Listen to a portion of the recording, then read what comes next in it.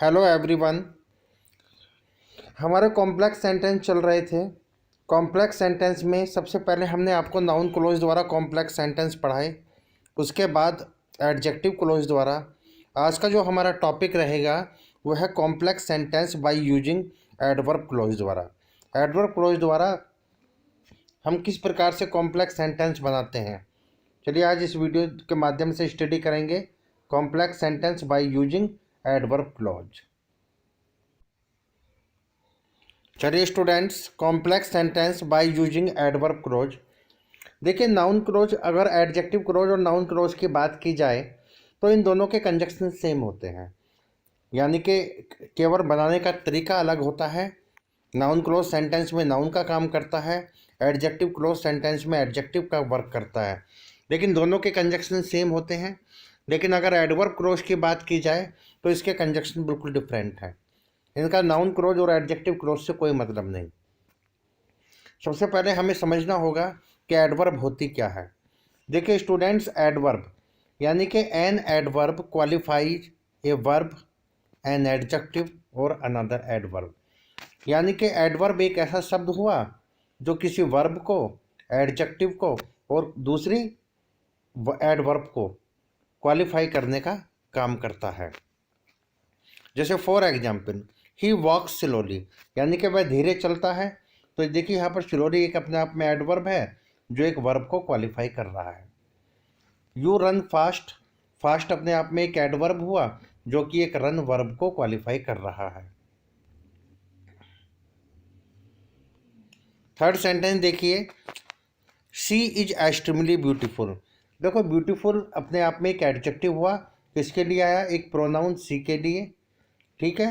लेकिन एक्सट्रीमली क्या हुआ? एक एडवर्ब हुआ जो कि एक एडजेक्टिव को क्वालिफाई कर रहा है। ही रन्स वेरी फास्ट, अब देखिए फास्ट अपने आप में एक एडवर्ब है, वेरी भी एक एडवर्ब है, यानी कि एक एडवर्ब दूसरी एडवर्ब को भी क्वालिफाई करने का काम करता है।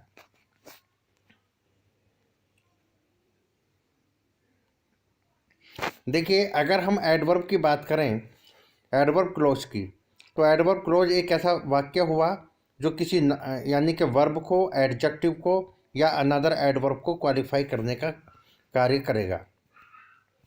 इसे हम 9 तरीके से सीखेंगे। अलग अलग एडवर्ब 9 प्रकार से सेंटेंस में काम करता है। जैसे adverb of time, place, reason, contrast, ठीक है, मैनर। इस तरीके से 9 तरीके से एडवर्ब जो है सेंटेंस में वर्क करता है। तो इनके अपने अपने अलग कंजक्शन होते हैं जो सबऑर्डिनेट कंजक्शन कहलाते हैं, और इनसे जुड़कर एक सबऑर्डिनेट क्लोज का निर्माण होता है जो कि एक एडवर्ब क्लोज कहलाती है। तो सबसे पहले एडवर्ब ऑफ टाइम। टाइम को शो करने वाले कंजक्शन हो सकते हैं आपके when, till, until, after, before, as soon as, no sooner के साथ हमेशा देन का यूज होगा। एक बात को याद रखना, as long as. As long as का मतलब होता है जब तक। किस प्रकार से आप सेंटेंस बनाएंगे? देखिए, सबसे पहले आपको करना क्या है, सेंटेंस को रीड करें, सेंटेंस का हिंदी में मीनिंग निकालें, जो भी सूटेबल कंजक्शन है उस कंजक्शन का प्रयोग करके आप एक सबऑर्डिनेट क्लोज बना सकते हैं, यानी कि आप एक एडवर्ब क्लोज का निर्माण इजीली कर सकते हैं। जैसे for example, the thief saw the police, चोर ने पुलिस को देखा, ही रैन अवे, वह भाग गया। तो आप इसे किस प्रकार से बनाएंगे इसका कॉम्प्लेक्स सेंटेंस? देखिए, जैसे ही चोर ने पुलिस को देखा वह भाग गया, तो आप लिख सकते हैं as soon as the thief saw the police he ran away. इस तरीके से आप एक कॉम्प्लेक्स सेंटेंस बना सकते हैं। तो ये जो पूरी क्लोज है ना आपकी, एज सून एज, ये आपकी एक सबऑर्डिनेट क्लोज है, यानी कि एडवर्ब क्लोज है। आप इस सेंटेंस को चाहें तो नो सूनर से भी बना सकते हैं। जिस सेंटेंस को आप एज सून एज से बना रहे हैं, आप उस सेंटेंस को नो सूनर से भी इजीली बना सकते हैं। कैसे? देखो, मैंने पहले भी बताया था कि नो सूनर में इनवर्जन का प्रयोग होता है। इनवर्जन का मतलब होता है वर्ब प्लस सब्जेक्ट। तो आप कैसे निर्माण करेंगे? No sooner did the thief see the police then he ran away. याद रखना, नो सूनर के साथ कंपल्सरी देन का प्रयोग किया जाएगा। सेकेंड एग्जाम्पल देखिए, the patient had died full stop the doctor केम। आपने पास्ट परफेक्ट टेंस पढ़ा होगा जिसमें आप बिफोर और आफ्टर का यूज करते हैं। ये दोनों यानी कि एडवर्ब ऑफ टाइम कहलाते हैं। तो आप इसे कंबाइंड करके कैसे बनाएंगे? देखो, बिफोर वाली क्लोज से जब भी सेंटेंस बनता है तो बिफोर से पहले की क्लोज हमेशा पास्ट परफेक्ट में होती है और उसके बाद की क्लोज हमेशा पास्ट इंडेफिनिट में बनाई जाती है। तो आप एक कॉम्प्लेक्स सेंटेंस कैसे बना सकते हैं? The patient had died before the doctor केम, यानी कि डॉक्टर के आने से पहले रोगी मर चुका था। नेक्स्ट सेंटेंस देखिए, जैसे आई अराइव्ड ही हैड लेफ्ट। ठीक है, आप आफ्टर का प्रयोग इजीली कर सकते हैं। आई arrived after he had left, इस तरीके से। देखिए, आफ्टर से पहले वाली क्लोज पास्ट इंडेफिनिट में और आफ्टर के तुरंत वाली क्लोज पास्ट परफेक्ट में बनाई जाती है। बिफोर का जस्ट उल्टा हो जाता है आफ्टर। नेक्स्ट एग्जाम्पल देखिए, जैसे आई was taking a sound sleep. मैं एक बहुत गहरी नींद ले रहा था। इट बिगेन टू रेन, बारिश होने लगी। तो आप इसे वैन कंजक्शन भी है, एडवर्ब ऑफ टाइम को शो करता है। तो आप किस तरीके से बना सकते हैं? It began to rain when I was taking a sound sleep, easily. तो ये पूरी की पूरी क्लोज आपकी सबऑर्डिनेट क्लोज है, यानी कि एडवर्ब क्लोज है। ठीक है ना? देखिए, जो कि एक वर्ब को क्वालिफाई कर रही है इजीली। इन्फिनेटिव वर्ब है ये। देखिए, एडवर्ब ऑफ टाइम के बाद नंबर आता है प्लेस का। एडवर्ब ऑफ प्लेस, प्लेस को शो करने वाले दो कंजक्शन होते हैं, एक वेयर और दूसरा वेयर एवर। वेयर का मतलब जहां और वेयर एवर का मतलब जहां कहीं। इजीली आप बनाएंगे किस तरीके से? देखिए, जैसे ए child died on the road. अगर ऑन द रोड की बात की जाए तो ये एडवर्ब ऑफ प्लेस को शो कर रहा है। वी रीच्ड देयर, हम वहाँ पहुँचे। कहाँ पहुँचे? जहाँ एक बच्चा मरा हुआ था। तो we reached where a child died. ये वेयर से जुड़ी हुई क्लोज आपकी एडवर्ब क्लोज है, जो कि एक वर्ब को क्वालिफाई कर रही है। सेकेंड एग्जाम्पल देखेंगे, he went to many places, वह कई स्थानों पर गया। ही वॉज वेलकम्ड एवरीवेयर, वो जहाँ कहीं भी गया उसका स्वागत हुआ था। तो आप किस तरीके से कंबाइंड करके बनाएंगे? He was welcomed wherever he went, वह जहाँ कहीं भी गया। देखिए, वेयर एवर ये एक एडवर्ब क्लोज बन गई। क्यों? क्योंकि ये एक वर्ब को क्वालिफाई कर रहा है, वेलकम्ड को। Next number third, reason. देखो, रीजन बताने वाले कंजक्शन तीन हैं, बिकॉज, सिंस और एज। इसके बारे में आपको एक बात और याद रखनी है, ये इन तीनों का प्रयोग क्योंकि के सेंस में होता है, यानी कि चूंकि या क्योंकि के सेंस में प्रयोग किया जाता है। बिकॉज और एज का प्रयोग हमेशा सेंटेंस के आप मिडिल में करेंगे, लेकिन सिंस कंजक्शन अगर आपको यूज करना है तो सिंस का प्रयोग हमेशा सेंटेंस की स्टार्टिंग में किया जाता है। देखिए, फॉर एग्जाम्पल, जैसे he must fail full stop he does not work sincerely. तो बिकॉज का सेंस है, आप इजीली बना सकते हैं he must fail because he does not work sincerely, इस तरीके से। जैसे देखिए, she wanted my advice, she came to me, वह मेरे पास आई क्योंकि उसे मेरी एडवाइस चाहिए। तो आप किसी तरह बनाएंगे? किस तरीके से इजीली बन सकता है sentence? She came to me as she wanted my advice. As भी यहाँ क्योंकि का सेंस दे रहा है। थर्ड सेंटेंस देखिए, सी वाज अनवेल, वह अनवेल थी, बीमार थी। She did not attend the class, वह क्लास अटेंड नहीं कर सकी, उसने क्लास अटेंड नहीं की। तो कैसे बना सकते हैं आप? सिंस सी वाज अनवेल, वह बीमार थी। She did not attend the class, उसने क्लास अटेंड नहीं की क्योंकि। देखिए, जब भी आप सिंस का प्रयोग करेंगे स्टार्टिंग में, बिकॉज और एज का प्रयोग आप मिडिल में करेंगे। आप इस चीज़ को ध्यान रखें। नेक्स्ट चलते हैं नंबर 4 पर। देखिए, नंबर 4 पर condition, adverb of condition. Condition से मतलब है शर्त प्रकट करने वाले वाक्य। ये तीन हो सकते हैं। आप चाहे तो इफ़, इसमें जो इसके जो मेन कंजक्शन है वो है इफ़, यदि। अनलेस का अर्थ होता है इफ़ नॉट। ठीक है, अनलेस हमें एक नेगेटिव वर्ड है जिसके साथ कभी भी नॉट का प्रयोग नहीं किया जाता। प्रोवाइडेड, बेशर्त। तो आप इस तरीके से सेंटेंस बना सकते हैं इजीली। जैसे देखिए, डू नॉट रन फास्ट, तेज मत दौड़ो, यू विल फॉल, आप गिर जाओगे। यदि आप तेज दौड़ोगे तो आप गिर जाओगे। देखो, इफ से जुड़ी हुई कंडीशन, जब दोनों क्लोज फ्यूचर में हो तो इफ से जुड़ी हुई जो भी कंडीशन है वो प्रेजेंट इंडेफिनिट में बनाई जाती है, याद रखना। तो आप इस सेंटेंस को इजीली बना सकते हैं, you will fall if you run fast, इस तरीके से। सेकंड सेंटेंस देखिए, do not eat too much, you will fall ill, ज़्यादा मत खाओ अन्यथा क्या रिजल्ट होगा, तुम बीमार पड़ जाओगे। तो आप चाहो तो इफ़ का प्रयोग स्टार्टिंग में भी कर सकते हैं, if you eat too much you will fall ill, इस तरीके से। ये स्टूडेंट इल है शब्द।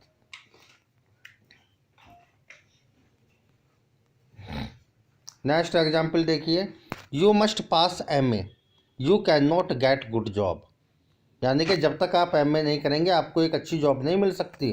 तो यू कैन नॉट जब तक का सेंस है, अनलेस वाली क्लोज हमेशा अफर्मेटिव बनती है, याद रखना, अनलेस के साथ नोट का प्रयोग नहीं किया जाता। तो you can not get good job unless you must pass MA, इस तरीके से आप बनाएंगे। नेक्स्ट एग्जाम्पल देखिए, you must work hard, you can not get success. तो आप किस तरीके से बनाएंगे, आप अनलेस का प्रयोग सेंटेंस के मिडल में भी कर सकते हैं और स्टार्टिंग में भी कर सकते हैं, जैसा कि आप इफ़ का यूज करते हैं। तो unless you work hard you can not get success, easily आप सेंटेंस को बना सकते हैं कॉम्प्लेक्स सेंटेंस। याद रखना बस कि अनलेस के साथ कभी भी नोट का प्रयोग नहीं होता। अनलेस का अर्थ ही होता है इफ़ नॉट, यानी कि जब तक नहीं। जैसे मैं कहता हूँ, जब तक वह मेरे पैसे नहीं लौटाएगा मैं उससे बात नहीं करूँगा। तो I will not talk to him unless you return my money, इस तरीके से आप बनाते हैं। नेक्स्ट देखिए स्टूडेंट्स, पर्पज, उद्देश्य। उद्देश्य को प्रकट करने वाले आपके कंजक्शन हो सकते हैं so that, in order that और लेस्ट। अब आपको एक चीज़ याद रखनी है, सो दैट का अर्थ होता है ताकि, इन ऑर्डर दैट का अर्थ भी होता है ताकि। सो दैट का प्रयोग सेंटेंस में ज़्यादा किया जाता है, क्लियर है। देखिए, सो दैट के साथ अगर पहली क्लोज आपकी प्रेजेंट में है तो आप मे का प्रयोग करेंगे, और यदि वो क्लोज आपकी पास्ट टेंस में है तब आप माइट का प्रयोग करेंगे सो दैट के साथ। हमेशा याद रखना, लेस्ट का अर्थ होता है कहीं ऐसा ना हो, लेस्ट के साथ हमेशा शुड का प्रयोग किया जाता है कंपलसरी। देखिए किस प्रकार से, एग्जाम्पल, वॉक स्लोली, धीरे चलिए, यू मे फॉल डाउन, क्या होगा, तुम गिर जाओगे। तो वॉक स्लोली, धीरे चलो, कहीं ऐसा ना हो कि तुम गिर जाओ, लेस्ट यू शुड फॉल डाउन, इस तरीके से। जैसे सी वर्क्स हार्ड, उसने वह कठिन परिश्रम करती है। She wants to get good marks, वह अच्छे अंक प्राप्त करना चाहती है। तब आप किस तरीके से बनाएंगे, सी वर्क्स हार्ड, वह कठिन परिश्रम करती है ताकि, सो दैट का प्रयोग किया, सी मे गेट गुड मार्क्स। अब देखिए, सो गेट से पहले वाली क्लोज आपकी प्रेजेंट में है, इसलिए इस सेंटेंस में मे का यूज हुआ है, क्लियर। नेक्स्ट एग्जाम्पल देखिए student, he worked hard he wanted to get through, ठीक है। तब आप किस तरीके से बनाएंगे, ही वर्कड हार्ड ताकि, so that he might get through, वह आगे जा सके। अब देखिए, सो दैट से पहले वाली क्लोज आपकी पास्ट टेंस में है, इसलिए सो दैट के बाद हमेशा माइट का यूज किया गया है, तो इस चीज़ का विशेष ध्यान रखें। नेक्स्ट नंबर 6 देखिए, रिजल्ट। रिजल्ट को शो करने वाले कंजक्शन होते हैं सो और दैट। इसका प्रयोग सो दैट का एक साथ नहीं होता, याद रखना। सो का प्रयोग आप प्रिंसिपल क्लोज में करेंगे और दैट का प्रयोग आप सबऑर्डिनेटिव क्लोज में करेंगे। देखो किस तरीके से, he is very weak he can not pass, वह बहुत कमज़ोर है वह पास नहीं हो सकता, यानी कि वह इतना कमज़ोर है कि पास नहीं हो सकता। तो he is so weak that he can not pass, इस तरीके से।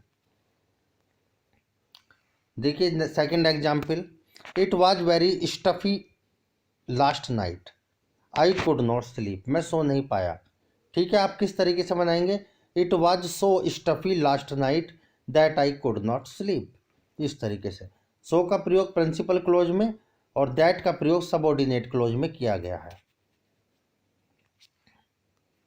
नेक्स्ट देखिए student, number 7 adverb of contrast विरोध प्रकट करना। देखिए एडवर्ब कंट्रास्ट के कंजक्शन होते हैं ऑल्दो और दो। आपको याद रखना है ऑल्दो के साथ या तो आप कॉमे का प्रयोग करें या यट का प्रयोग करें। दो के साथ भी यही कंडीशन होगी, या तो आप कॉमा लगाएं या फिर यट का प्रयोग करें। किस तरीके से, देखिए he is rich full stop he is not happy. वह अमीर है फिर भी खुश नहीं है। तो although he is rich yet he is not happy. आप ऑल्दो और येट से सेंटेंस को इजीली कॉम्प्लेक्स सेंटेंस बना सकते हैं। देखो you did not have much wealth you were not unhappy. तब आप किस तरीके से बनाएंगे, दो you did not have much wealth, आप दो चाहो तो कोमे का भी प्रयोग कर सकते हो येट के स्थान पर, यू वर नॉट अनहैप्पी। इस तरीके से आप बनाएंगे। नेक्स्ट देखते हैं नंबर 8 कंपैरिजन। देखिए कंपैरिजन का मतलब होता है तुलना, जो आप पॉजिटिव डिग्री और कंपैरेटिव डिग्री में करते हैं। इसके जो आपके कंजक्शन हो सकते हैं सो एज और देन। सो एज का प्रयोग आप नेगेटिव टेंस में करें, एज का प्रयोग आप पॉजिटिव टेंस में करें, और कंपैरेटिव डिग्री बनाने के लिए आप देन का यूज कर सकते हैं। किस तरीके से, देखिए स्टूडेंट्स, जैसे my father is tall full stop I am equally tall, यानी कि मेरे फादर टॉल है मैं भी तो उनके बराबर ही टॉल हूँ, तो I am as tall as my father. इस तरीके से। जैसे the horse is useful the cow is more useful, तब आप किस तरीके से बनाएंगे सेंटेंस को, the cow is more useful than the horse. इस तरीके से आप इजीली बना सकते हैं। लास्ट देखिए स्टूडेंट्स, देखिए मैनर को बताने के लिए दो ही कंजक्शन आप यूज करें, एज इफ और एज का अर्थ होता है जैसे, एज इफ यानी कि मानो। एक कंडीशन याद रखनी है, एज इफ से पहले, जैसे एज इफ का प्रयोग हम करते कहाँ हैं किसी भी सेंटेंस में, देखिए जब आप काल्पनिक बातें करते हैं आपको इसके बाद हर सब्जेक्ट के बाद यदि नाउन या एडजेक्टिव दिया हुआ है तब आपको वर्ब का ही प्रयोग करना है, ठीक है। लेकिन अगर कोई वर्ब दी है तब आप वुड प्लस वर्ब की फर्स्ट फॉर्म का यूज कर सकते हैं इजीली। देखो कैसे, जैसे मैं कहता हूँ ना, वह ऐसे चलता है जैसे कि प्रधानमंत्री हो, वह ऐसे बात करती है जैसे कि राष्ट्रपति हो, ठीक है ना, वह ऐसे दिखाई देता है जैसे कि बहुत बड़ा डॉक्टर हो। जब आप इस तरीके की बात करते हैं मानो की, तब आप एज इफ का प्रयोग कर सकते हैं। जैसे सी ऑर्डर्ड मी, उसने मुझे ऑर्डर दिया, सी सीम टू बी ए जज, वह ऐसे प्रतीक होती है जैसे कि कोई जज हो, तो सी ऑर्डर्ड मी एज इफ सी वर आ जज। इस तरीके से देखिए, जैसे ही स्पोक इंग्लिश, वह इंग्लिश बोलता है, ऐसा प्रतीक होता है जैसे कि कोई एक इंग्लिश मैन हो। ये गलत लिखा हुआ है स्टूडेंट, ये इंग्लिश वर्ड है इंग्लिश मैन। तो आप इसे किस तरीके से बनाएंगे, ही स्पोक इंग्लिश, वह ऐसे इंग्लिश बोलता है जैसे कि as if he were an Englishman, जैसे कि वह कोई अंग्रेज हो। देखिए नेक्स्ट, जैसे ही वॉक स्लोली, वह धीरे चलता है, a blind person walks in this way, जैसे कि एक ब्लाइंड मैन चलता है। जैसे लगाने के लिए आप चाहो तो एज का प्रयोग इजीली कर सकते हैं। He walk slowly as a blind person, as a blind person walks, जैसे कि एक ब्लाइंड पर्सन चलता है। इस तरीके से। क्लियर।